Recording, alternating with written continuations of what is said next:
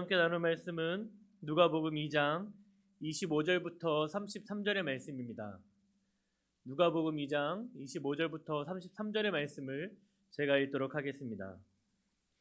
예루살렘에 시몬이라 하는 사람이 있으니 이 사람은 의롭고 경건하여 이스라엘의 위로를 기다리는 자라. 성령이 그 위에 계시더라. 그가 주의 그리스도를 보기 전에는 죽지 아니하리라 하는 성령의 지시를 받았더니 성령의 감동으로 성전에 들어가매 마침 부모가 율법의 관례대로 행하고자 하여 그 아기 예수를 데리고 오는지라. 시므온이 아기를 안고 하나님을 찬송하여 이르되 주제여 이제는 말씀하신 대로 종을 평안히 놓아 주시는도다. 내 눈이 주의 구원을 보았사오니 이는 만민 앞에 예비하신 것이요 이방을 비추는 빛이요 주의 백성 이스라엘의 영광이니이다 하니 그의 부모가 그에 대한 말들을 놀랍게 여기더라. 아멘. 함께 기도하겠습니다. 하나님, 우리가 예수님의 오심을 기다리는 대강절을 보내고 있습니다. 비록 함께 모여서 예배를 드리지 못할지라도 이 대강절의 절기의 의미를 기억하면서 예수님의 오심을 기다리며 또한 다시 오실 예수님을 기다릴 수 있는 그런 마음이 우리 안에 있게 하여 주옵소서. 또한 이 시간 이 대강절을 어떻게 보내야 하는지 함께 말씀을 나누기 원하는데 성령 하나님 이 자리에 함께하여 주셔서 우리 가운데 이 말씀에 하나님의 음성을 들을 수 있는 귀한 시간 되게 하여 주옵소서. 감사드리며 예수님의 이름으로 기도합니다. 아멘. 여러분 모두 잘 지내고 계시죠? 다시 코로나 확산으로 인해서 모든 예배가 비대면으로 전환되어서 예배를 드리고 있습니다. 아마 여러분들은 이 시간 이 영상을 통해서 함께 예배를 드리고 있을 텐데 함께 기도했던 것처럼 우리가 대강절이라는 시간을 보내면서 이 기간을 우리가 어떻게 보내야 하는지 함께 말씀을 나누기 원합니다. 우리가 성탄절에도 함께 예배를 드릴 수 없고 비대면으로 예배를 드릴 수밖에 없습니다. 또한 성탄 예배뿐만 아니라 우리가 지난 2020년의 시간을 돌아보면 우리가 대부분의 시간들을 코로나와 함께 보내고 비대면의 시간을 보냈다 해도 과언이 아닙니다. 또한 교회뿐만이 아닙니다. 자영업자, 이렇게 장사를 하시는 분들도 이 코로나로 인해서 많은 어려움들을 겪었습니다. 특별히 또 학생들, 학교에 가지 못하고 또 친구들과 어울리지 못하고 배워야 할 것들을 배우지 못한, 특별히 또한 고3 아이들, 이런 아이들이 굉장히 어려움을 겪었습니다. 이거는 대한민국뿐만이 아니라 전 세계가 2020년을 한 단어로 표현하자면 코로나라고 할 수 있을 것입니다. 2020년은 어떻게 하면 이 코로나, 이 사태에 대해서 방역을 잘 할 것인가, 즉 우리가 더 이상 확산되지 않도록 어떻게 막을 것인가에 대해 집중했다면 아마도 2021년은 우리가 이 코로나를 어떻게 종식시킬 것인가에 대한 생각으로 더욱더 집중하고 있을 것입니다. 다른 말로 하자면 어떻게 백신을 우리가 구입하고 어떻게 접종하고 어떤 방법으로 어떤 회사의 것을 백신을 우리가 함께 구매하고 접종할 것인지 그거에 대해서 굉장한 집중을 할 것이라고 생각을 하고 있습니다. 여러분 그렇기 때문에 연일 자국민들은 우리나라는 언제쯤 이 백신을 접종할 수 있을까라는 것에 대해서 굉장히 민감하게 생각을 하고 있습니다. 우리나라도 이에 제외되지 않습니다. 우리나라도 연일 기사에 어느 나라 백신 접종 시작했다, 어떤 나라 백신 언제 접종할 것이다, 이런 기사가 나오면 항상 댓글에 우리나라는 언제 백신을 접종할 수 있냐고 하는 댓글들을 항상 볼 수 있습니다. 각 나라마다 백신을 접종하는 시기는 다르겠지만 분명한 것은 지금 이때 사람들이 가장 기다리는 것은 바로 백신, 코로나 백신과 치료제라고 할 수 있습니다. 대강절을 보내는 지금 우리는 예수님의 오심을 기다리며 이 코로나 백신을 기다리는 사람들의 모습을 바라보며 우리 또한 이것이 예수님을 기다리는 모습이 이러한 모습이 되어야 하지 않을까라는 생각들을 하고 있습니다. 사람들이 코로나 백신에 귀를 기울이듯이 예수님의 오심에 우리는 귀를 기울이고 그것이 우리에게 어떤 의미가 있는지, 또한 오신 예수님은 어떤 의미가 있고 또 다시 오실 예수님은 어떤 의미가 있는지 오늘 말씀을 통해서 함께 나누기 원합니다. 첫 번째 메시지입니다. 예수님을 기다리는 목적이 나의 목적을 이루기 위함이 되어서는 안 됩니다. 예수님을 기다리는 목적이 나의 목적이 되어서는 안 된다는 것, 이것을 다른 말로 표현하자면 예수님을 이용해서는 안 된다라는 말입니다. 우리가 코로나 팬데믹을 경험하면서 안타까운 모습들이 있었습니다. 이 코로나라는 사태를 악용하는 것입니다. 지금이야 우리가 약국에 가면 손쉽게 마스크를 구입할 수 있습니다. 그런데 한때 마스크 대란이 일어났던 때가 있었던 것을 아마 여러분들도 다 기억하고 계실 것입니다. 저도 그때 마스크를 구입하기 위해서 약국 앞에 줄을 서서 기다렸던 적이 있습니다. 그런데 당시 그런 마스크를 사재기에서 굉장히 비싼 값에 판매하는 그런 일들을 또한 보았습니다. 이런 코로나 상황을 악용하는 것이었죠. 또한 코로나 상황을 보내면서 정치 방역 이런 단어를 많이 사용하는 것을 듣습니다. 이 상황을 정치적으로 이용하고 있다는 것입니다. 그것이 진짜인지 거짓인지 알 수 없지만 그러나 많은 사람들이 정치 방역이라는 단어를 사용할 수밖에 없는 많은 일들이 일어나고 있다는 것을 우리는 의미한다고 생각합니다. 또한 이제 백신을 기다리고 있는 지금 사람들이 백신을 기다리는 이유는 다양할 것입니다. 빨리 백신이 나오면 코로나가 종식돼서 해외여행 가야지. 그리고 빨리 종식되면 이제는 자영업 하시는 분들은 경제가 좀 회복돼서 우리 집안의 좀 경제적인 재정적인 어려움이 빨리 극복해야지 라는 생각을 하실 것입니다. 또 어떤 생각을 할 수 있을까요? 빨리 이런 코로나가 끝나면 마스크를 좀 쓰지 않고 다닐 수 있어야지 라는 생각들을 할 수 있을 것입니다. 백신을 기다리면서도 나의 목적, 나의 편의, 내가 원하는 목적들을 이루기 위한 그런 생각들을 많이 하고 있습니다. 그런데 예수님을 기다리면서도 똑같이 예수님께서 이 땅에 오심의 목적과 상관없이 내가 원하는 목적, 또한 예수님이 이 땅에 오심으로 인해서 내가 원하는 것을 이루기 위해 살아가는 사람들이 존재한다는 것입니다. 예수님이 이 땅에 태어날 당시, 그 당시에는 로마의 통치를 받고 있던 이스라엘 사람들이었습니다. 그렇기 때문에 그들은 메시아를 기다렸습니다. 구약에서 말씀하고 있는 그 약속된 메시아가 이 땅에 오면 우리는 이제 로마의 통치로부터 벗어나고 자유하게 되어서 우리는 해방하게 될 것이다 라는 기대함을 가지고 있었습니다. 그들이 예수님을 기다린 목적은 자신들의 자유를 얻는 것이었습니다. 그렇기 때문에 그 목적을 가지고 메시아를 간절히 기다렸던 것입니다. 마태복음 20장 21절에서는 세베대의 아들 야고보와 요한의 어머니가 예수님께 청탁하는 모습이 나옵니다.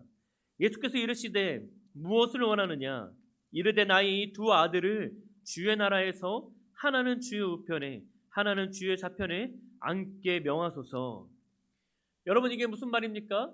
예수님께서 이 땅에 오셔서 병든 자를 고치시고 또 안진뱅이를 일으키시고 눈먼 자를 눈뜨게 하시고 이런 놀라운 일들을 행하시는 모습을 옆에서 보니까 야, 이 사람 옆에 있으면은 내가 한 자리 차지하면 참 이제는 내가 출세하겠다 라는 기대하는 마음이 그 세베대의 아들 야고보와 요한의 어머니에게 있었던 것입니다.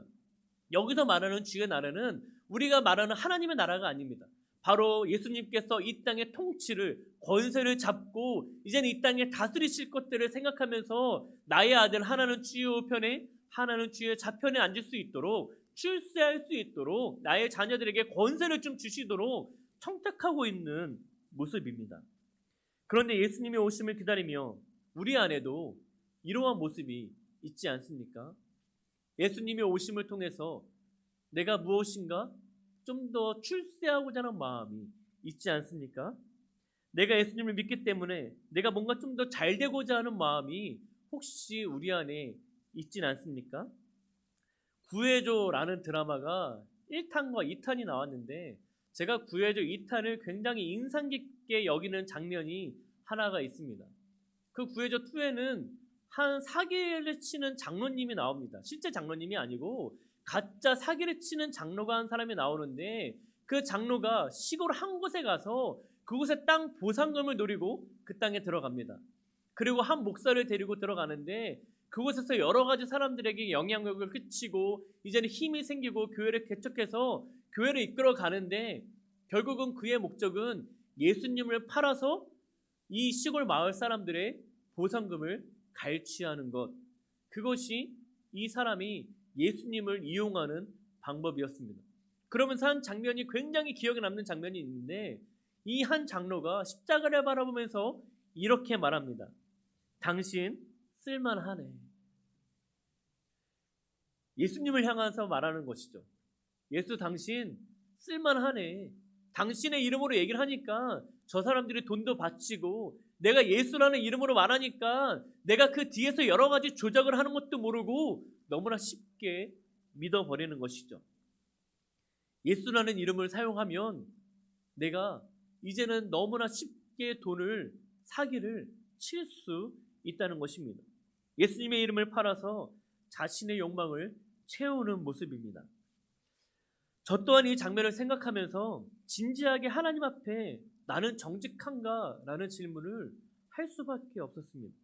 나는 복음을 전한다고 하면서, 나는 예수님을 전한다고 하면서 나는 사역을 마치 내 직업인 마냥 나의 생계를 유지하기 위해서 내가 그냥 예수님의 이름을 파는 것처럼 살아가고 있지는 않은가? 이 질문을 제 스스로 안 할 수가 없었습니다. 나는 예수님의 이름을 이용하고 있지 않은가? 나의 생계를 위해서 내가 마치 이것이 돈벌이 수단으로 내가 직업인 마냥 내가 예수님의 이름을 말하면서 내가 살아가고 있지 않은가? 모든 교역자들이 이 문제 앞에 날마다 자신을 점검해야 합니다. 내가 예수님의 이름을 이용하고 있지 않은가? 예수님의 오심을 기다리며 보내는 이 대강절에 이 절기, 한국교회가 성탄절을 마치 교회의 재정을 많이 채울 수 있는 기회라고 생각하고 있다면 반드시 회개해야 합니다. 그것이 예수님의 이름을 이용하는 것입니다. 예수님의 오심을 이용하는 것입니다.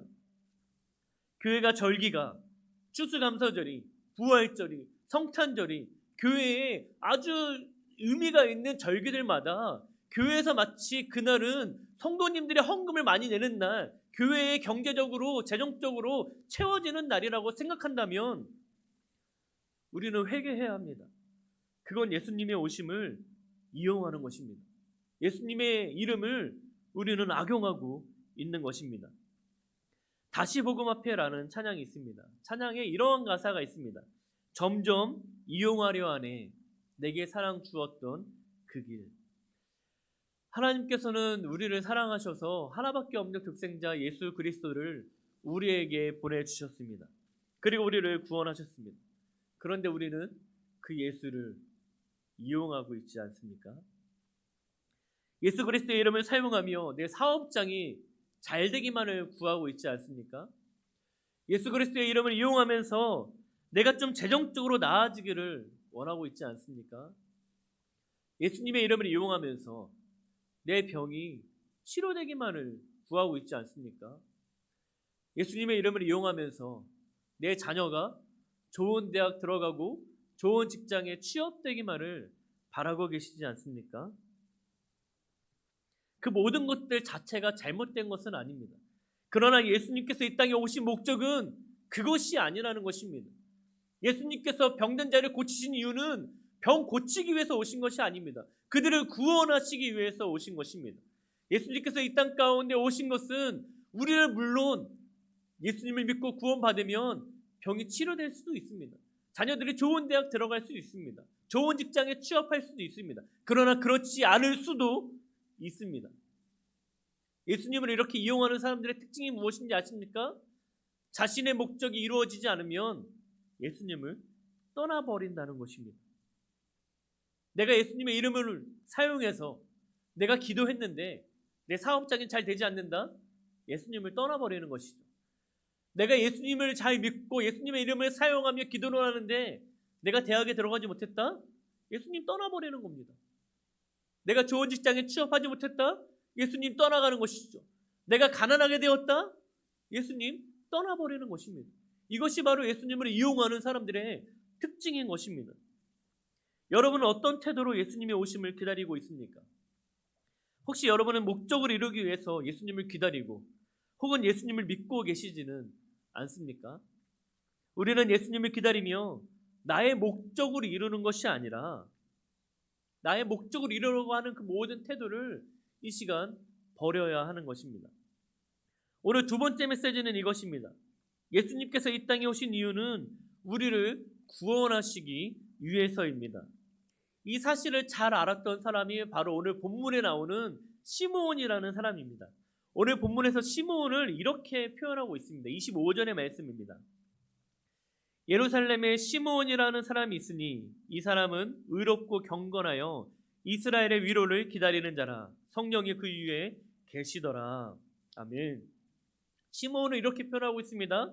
이스라엘의 위로를 기다리는 자라. 여러분, 당시에 이스라엘에게는 위로가 필요했습니다. 왜냐하면 그들은 로마의 통치를 받고 있었기 때문입니다. 제가 일제시대를 경험하지는 않았지만 많은 어르신들을 통해서 듣고 또 TV를 통해서 보고 있던 그 일제시대는 이 대한민국 조선이라는 땅에서는 절망이었습니다. 아픔이었습니다. 슬픔이었습니다. 괴로움이었습니다. 그렇기 때문에 하루속히 그 모든 일제 통치하에 벗어나고 싶은 순간들이었다는 것입니다. 이처럼 이스라엘 백성들에게도 로마의 통치를 받는 그 시간들은 하루속히 로마의 통치로부터 벗어나고 싶었던 그때였다는 것입니다. 그렇기 때문에 그들의 입장에서는 메시아가 오셔서 우리를 통치하고 이 땅의 모든 로마의 통치로부터 우리를 해방시켜주는 것, 그거를 기다리는 건 너무나 당연한 것이었습니다. 그렇기 때문에 이스라엘 백성들은 위로가 필요한 사람들이었습니다. 그런데 여기서 시므온을 표현하면 이스라엘의 위로를 기다리는 자라고 표현한 이 위로는 단순히 다독거리는 것, 괜찮아, 이겨낼 거야, 잘할 거야, 너는 할 수 있어, 이러한 다독거림의 위로가 아니라는 사실입니다. 여러분, 여기서 말하는 이 위로, 여러분, 이스라엘 백성들이 왜 로마의 통치를 받을 수밖에 없었는지 그 의미를 생각하면 우리 것에서 말하는 위로를 기다리는 자라는 표현은 우리에게 다르게 들려옵니다. 여러분, 우리는 구약과 신약 시대를 신구약 중간 시대라고 이야기합니다. 그 시대는 하나님의 말씀이 없던 시대였습니다. 하나님께서 이스라엘 백성들을 향해서 침묵하던 때였습니다. 더 이상 하나님께서 선지자들을 통해서 이스라엘 백성들에게 말씀하지 않으셨습니다. 그리고 그 이후에 찾아온 것이 바로 이스라엘이 로마의 통치를 받는 것이었습니다. 시므온은 그 모든 결과가 하나님과의 관계가 깨어졌기 때문이라는 사실을 알았습니다. 즉, 이스라엘 백성들이 하나님 앞에 범죄했기 때문에 하나님과의 관계가 끊어지고 하나님의 말씀이 들려지지 않고 하나님께서 침묵하시고 결국은 로마의 통치를 받는다는 것을 시므온은 알았던 것입니다. 그렇기 때문에 이스라엘 백성들에게는 위로가 필요한데 그 위로는 단순히 괜찮아, 잘 될 거야, 이 위로가 아니라 하나님과의 관계가 회복되는 그러한 위로가 이스라엘 백성들에게 필요했다라는 것입니다. 그 위로가 바로 예수 그리스도라는 것입니다. 시므온의 기다림은 죄악과 고난 가운데 고통스러워하고 있는 자기의 백성을 구원할 메시아 예수 그리스도를 기다리는 기다림이었다는 것입니다. 그렇기 때문에 예수님을 본 시므온은 예수님을 안고 그 예수님을 찬양하기 시작합니다. 오늘 본문 30절입니다. 내 눈이 주의 구원을 보았사오니. 여러분, 예수님을 단순히 로마의 통치 아래에서 해방시켜줄 메시아로 본 것이 아니라 구원자로 여겼다는 것을 알 수 있습니다. 우리의 죄의 문제를 해결해 줄 수 있는 분, 그분이 바로 예수 그리스도이시고 그분을 기다렸다라는 것입니다. 예수 그리스도로 말미암아 하나님의 관계가 회복되고 그들에게 진정한 기쁨이 회복되게 하는 것, 그 기다림을 시므온이 기다렸다는 것입니다. 여러분, 한번 상상해 보았습니다. 시므온의 마음이 어땠을까?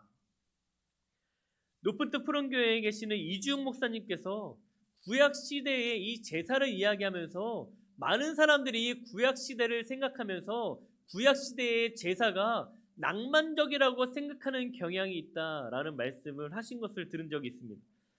구약시대의 제사는 고상하게 소나 양이나 염소나 제물을 가지고 와서 고상하게 죽이고 각을 떼고 하나님 앞에 향기로운 제사를 드리는 것, 이렇게 낭만적인 제사라고 많은 사람들이 생각한다라는 것입니다. 그러나 당시에 구약의 제사는 낭만적인 제사가 아니었습니다. 우리가 소든지 양이든지 염소든지 데리고 와서 그 소나 양이나 예를 들어 소라고 하십시오. 소를 잡을 때 소를 제사장이 잡아주는 것이 아닙니다. 자신이 직접 그 소, 그 제물을 잡아야 하는 것이죠. 그러나 여러분, 도살장에서 도살을 전문적으로 하는 사람들도 이 소를 한 번에 죽이기가 쉽지 않다고 이야기합니다. 그만큼 어떻게 찔러야 되는지, 어디를 찔러야 하는지 정확히 알아야지만 그 소를 한 번에 죽일 수 있다는 것입니다. 그러나 여러분, 그들은 도살을 전문적으로 하는 사람들이 아니었습니다. 그렇기 때문에 이 소를 죽이기 위해서 계속 칼로 찌르는 겁니다. 그리고 찌르다가 눈도 찌르기도 하고 다른 곳을 찌르기도 하고, 그 찔렀는데 피가 튀겨서 자신의 얼굴에 묻기도 하고 옷이 피범벅이 되어서 그곳에는 피 비린내가 나는 것, 그것이 바로 구약의 제사였다는 것입니다. 여러분, 낭만적입니까? 이 구약의 시대가 아주 낭만적입니까? 여러분들도 막 드리고 싶습니까? 칼로 해서 소를 찌르고 찔러가지고 피가 온통 튀기고 그 피를 먹기도 하고 피 비린내가 나는 것, 여러분 하고 싶으십니까? 그런데 죄를 지을 때마다 하나님 앞에 그러한 제사를 드려야 하는 것입니다. 시므온의 마음이 어땠을까요? 이 모든 사실을 아는 시므온, 죄를 지어서 날마다 주님 앞에 나아가서 죄를 짓는데 회개하고 계속해서 소를 잡고 하나님 앞에 제사를 드리는데 또 죄를 짓는 것입니다. 또 제사 지르고 또 죄 짓고, 이것들이 반복되면 반복될수록 이 마음 가운데 얼마나 절망감이 있었습니까? 나는 할 수 없구나. 나는 죄인 중에 괴수구나. 나는 이 죄로부터 자유해질 수가 없구나. 이렇게 절망적이었던 이스라엘 백성들에게 시므온은 위로가 필요했다라고 생각하는 것입니다. 그 위로는 바로 예수 그리스도이십니다. 여러분, 대강절이라는 절기, 예수님의 오심을 기다리는 우리는 예수님으로부터 주어지는 위로를 바라는 마음으로 기다려야 합니다. 2020년 거의 한 해를 통째로 코로나 때문에 잃어버린 것 같은, 아니 실제로 잃어버렸다라고 표현할 수 있을 것입니다. 단순히 시간만 잃어버린 것이 아니라 아마 여러분 중에서는 신앙을 잃어버린 분들, 지금 이 영상을 보시는 분들은 그나마 괜찮겠죠. 하지만 심지어 내가 영상으로 예배 드리는 것마저도 포기하신, 이제는 신앙을 포기하신 분들이 이 코로나 시대에 굉장히 많이 있다는 것을 알고 있습니다. 온라인으로 예배를 드리는 것이 얼마나 어려운지 많은 분들이 호소하고 계시는 것을 듣고 있습니다. 아마 이 예배를 드리고 계시는 분들도 별반 다르지 않을 것입니다. 여러분, 저 또한 별반 다르지 않습니다. 온라인 시대, 온라인으로 예배를 드리는 것, 예배를 녹화하는 것, 여러분 저도 제 마음의 중심이 하나님 앞에 온전히 있지 않을 때가 얼마나 많은지 모릅니다. 나 혼자 큐티를 하거나 묵상을 하거나 그렇게 버티지 않는다면 살아갈 수가 없을 것입니다. 내 신앙을 유지하는 것 자체가 너무 어려울 것입니다. 그런데 이때 예수님의 오심을 기다리며 이 대강절의 기간에 하나님과의 관계가 회복되는, 우리의 위로자 되시는 예수 그리스도로 인해서 하나님과의 관계가 회복되는 그런 은혜가 우리 모두에게 있기를 원합니다. 또한 예수님의 오심을 기다리며 우리의 죄성을 깨달아서, 하나님, 나는 죄인입니다. 나는 죄를 지을 수밖에 없는 연약한 존재입니다. 내가 회개하면서도 날마다 주님 앞에 날마다 또한 죄를 짓는 죄인 중에 괴수입니다. 하나님, 저를 도와주십시오. 이러한 주님 앞에 간구하며 부르짖을 때에 예수 그리스도의 이 땅에 오시는 그 목적을 우리가 깨달아서 우리 안에 위로를 얻는 그러한 은혜가 우리 안에 있기 원합니다. 예수님은 이 땅에 우리와 하나님과의 관계를 회복시키고 죄에서 자유를 주시기 위해서 이 땅에 오셨습니다. 즉 예수님은 우리를 구원하시기 위해서 이 땅에 오신 것입니다. 마지막으로 우리는 단순히 오신 예수님을 기념하는 것뿐만이 아니라 다시 오실 예수님을 기다리는 자들인데, 그렇게 다시 오실 예수님을 기다리면서 우리는 어떠한 모습이어야 하는지 함께 나누기 원합니다. 마지막 메시지입니다. 다시 오실 예수님을 기다리며 우리는 의롭고 경건한 모습으로 기다려야 합니다. 오늘 본문 25절의 말씀을 다시 한번 읽겠습니다. 예루살렘에 시므온이라는 사람이 있으니 이 사람은 의롭고 경건하여 이스라엘의 위로를 기다리는 자라. 성령이 그 위에 계시더라. 아멘. 오늘 본문은 이 시므온이라는 사람이, 예수님의 오심을 기다리는 시므온은 의롭고 경건한 자라고 말하고 있습니다. 여기서 의롭다라고 말하는 단어의 원어는 하나님과 사람의 법을 준수하는, 정직한이라는 의미를 가지고 있습니다. 그렇다고 해서 이 시몬이라는 사람이 하나님 앞에 범죄하지 않았다, 흠이 없다라는 것을 의미하는 것이 아닙니다. 여기서 하나님의 법을 준수하니라는 것은 내가 그렇게 하나님의 법을 준수하기 위해서 몸부림치던 사람이었다라는 것입니다. 여러분 기억하실지 모르겠지만 2020년 우리 교회의 주제는 믿음으로 하나님을 기쁘시게 하는 교회였습니다. 기억하십니까? 기억하셔야 합니다. 믿음으로 하나님을 기쁘시게 하는 교회. 그런데 그 안에 네 가지의 표어가 있는데 그 중에 첫 번째가 이것이었습니다. 말씀과 기도로 하나님의 뜻을 묻는 교회. 기억하십니까? 말씀과 기도로 하나님의 뜻을 묻는 교회. 늘 우리는 하나님께 이렇게 질문해야 합니다. 하나님, 하나님께서 무엇을 원하십니까? 하나님이라면 어떻게 하시겠습니까? 이러한 질문이 우리 안에 끊임없이 있어야 하는 것입니다. 그렇게 질문하며 구하는 그러한 삶을 살아갔던 사람이 바로 시므온이었습니다. 시므온처럼 위롭게 여겨지려면 우리는 날마다 하나님 앞에 하나님의 뜻을 구하고 하나님의 뜻을 알았다면 우리는 그렇게 살아가기 위해서 날마다 몸부림치며 살아가야 합니다. 하나님께서 기뻐하지 않는 것이라면 우리는 그것을 하지 않기 위해서 또한 몸부림치며 살아가야 합니다. 여러분 어떠하십니까? 하나님이 기뻐하는 그런 모습으로 살아가기 위해서 몸부림치고 계십니까? 우리는 죄를 지을 수밖에 없는 죄인입니다. 그럼에도 불구하고 하나님께 다시 돌이켜서 우리가 하나님께서 기뻐하시는 모습으로 살아가기 위해서 애쓰는 모습으로 주님이 다시 오심을 우리는 기다려야 합니다. 또한 다시 오실 예수님을 기다리며 시므온의 경건함이 우리에게 있어야 합니다. 경건함이라는 언어는 하나님을 경외하는 이런 뜻을 가지고 있습니다. 분당 우리 교회 이찬수 목사님께서는 이 본문을 가지고 말씀을 전하시며 빌 하이베스의 아무도 보는 이 없을 때 당신은 누구인가? 라는 책을 이야기하시는 것을 들었습니다. 책 제목만 보아도 어떤 내용인지 알겠죠?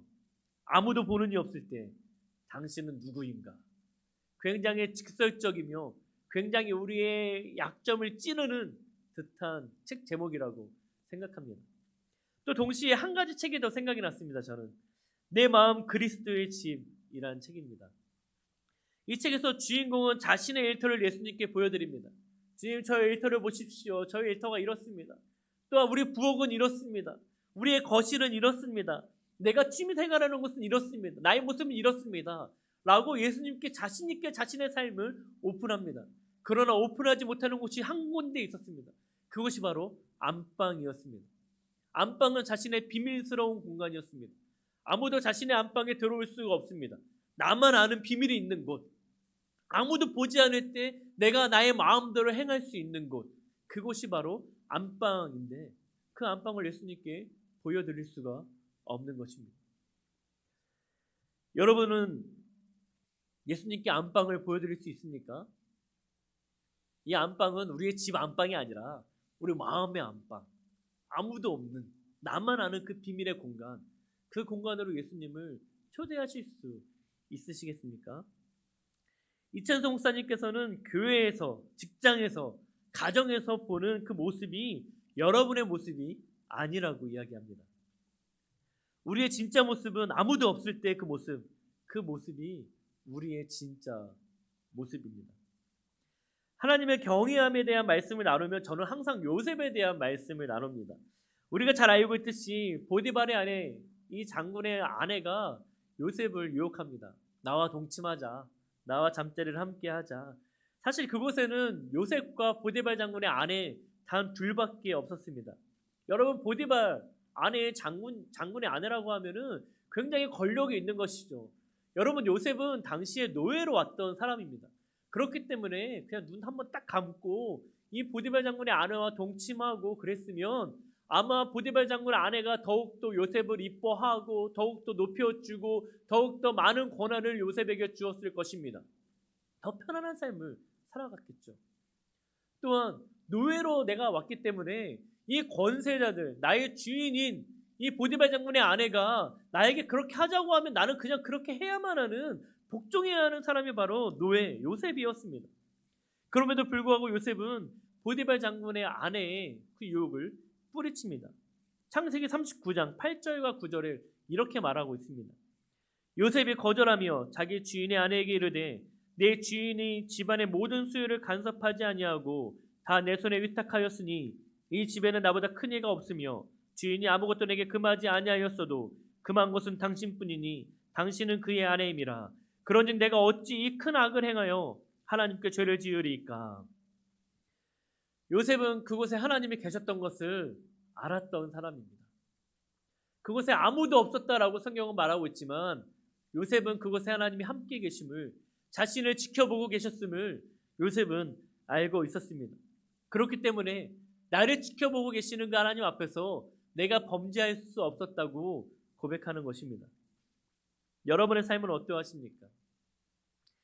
여러분의 교회에서의 모습, 직장에서의 모습이 아니라, 심지어 여러분의 가정에서의 모습도 아니라, 여러분의 진짜 모습이 아니고 아무도 없는 그곳, 여러분 혼자 있는 그곳, 안방과 같은 나의 비밀스러운 공간이 있는 그곳에서 여러분은 어떠하십니까?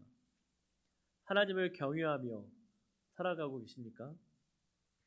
다시 오실 예수님을 기다리며 우리는 하나님을 경외하며 살아가야 합니다. 그리고 주님이 다시 오실 때 우리는 기쁨으로 맞이할 수 있어야 합니다. 예수님의 오심을 기다리며 또한 다시 오실 예수님을 기다리며 이 대강절을 보내고 있는 여러분에게 권면합니다. 예수님을 이용하지 마십시오. 나의 목적을 이루기 위해서 예수님을 기다리지 마십시오. 예수님이 이 땅에 오신 목적이 우리를 구원하시기 위해서 오심을 기억하고 이 절기에 하나님과의 관계가 회복되게 하십시오. 우리가 완벽할 수 없는 연약한 존재입니다. 우리는 죄를 지을 수밖에 없는 연약한 존재이지만 하나님의 뜻대로 살아가기 위해서 여러분 몸부림치십시오. 그리고 다시 오실 예수님을 기다리며 하나님을 경외함으로 살아가십시오. 그렇게 살아갈 때 우리는 주님의 오심을 기다리며 마라나타 주 예수여 어서 오시옵소서라고 기쁨으로 외칠 것입니다. 기도하겠습니다. 하나님, 대강절을 보내고 있는 이때 예수님께서 왜 이 땅에 오셔야 했는지 우리가 기억하게 하여 주옵소서. 예수님을 믿는다고 하지만 그 예수님의 이름을 이용하거나 또한 나의 목적을 이루기 위해서 사용하지 않게 하여 주옵소서. 예수님께서 이 땅에 오신 목적은 우리를 구원하기 위해서 이 땅에 오셨음을 기억하게 하셔서 우리가 날마다 죄인임을 깨닫고 주님 앞에 주의 도우심을 구해서 주님의 위로가, 하나님과의 관계가 회복되는 은혜가 우리의 삶 가운데에 있게 하여 주옵소서. 하나님, 또 우리가 날마다 주님의 다시 오심을 기다리며 우리가 의롭게 살아가게 하여 주옵소서. 우리가 완벽한 사람이 아니기에 날마다 죄악 가운데 살아갈 수 있는 상황에 놓여 있지만 끊임없이 하나님의 뜻을 구하고 또 하나님의 뜻을 알았을 때에는 그렇게 살아가기 위해 몸부림치며 살아갈 수 있는 우리의 삶이 되게 하여 주옵소서. 또한 아무도 보지 않는, 아무도 없는 그곳에 하나님이 여전히 그곳에 함께 계신다는 믿음을 가지고 하나님을 경외하며 그렇게 살아갈 수 있는 우리가 되게 하여 주옵소서. 그래서 주님이 다시 오실 때에 주 예수여 어서 오시옵소서라고 기쁨으로 외치며 주님을 맞이할 수 있는 놀라운 은혜가 우리 모두에게 있도록 주님 은혜를 베풀어 주옵소서. 감사드리며 예수님의 이름으로 기도합니다. 아멘.